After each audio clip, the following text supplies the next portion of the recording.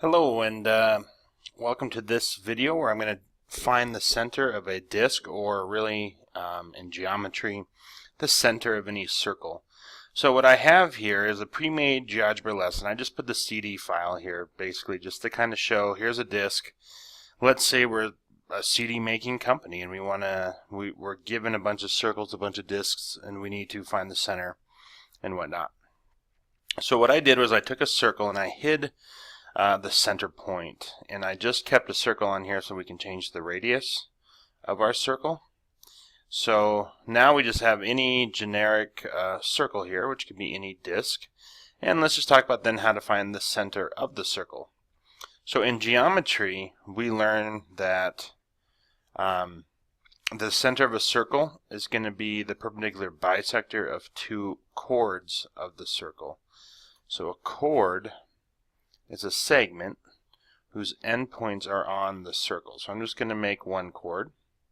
And then when I use, now I want to perpendicularly bisect this chord here. So I'm going to use the construction toolbox, which has the perpendicular bisector tool in it.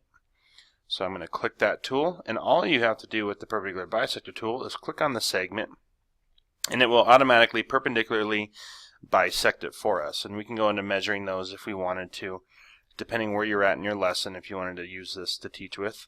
So the center has got to be somewhere on this. Basically we just get a diameter guaranteed to have the center on it.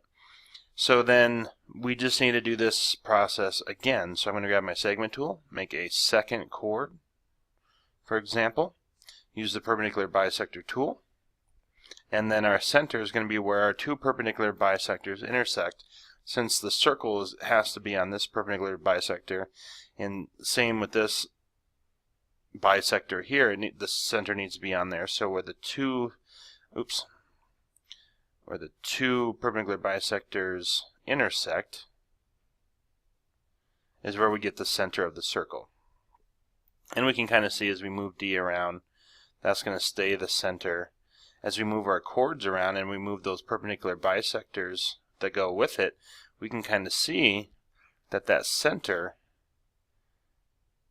stays fixed, right? Even though the perpendicular bisectors are moving, which your perpendicular bisectors really, if you wanted to add some color, make them kind of stand out, I'm going to maybe make them red. And then we can see now as we move our chords, those perpendicular bisectors move, but that intersection is going to stay fixed, which is one of our geometric properties. So here is the center of this disk, or really any disk, no matter what size and no matter what chords we choose.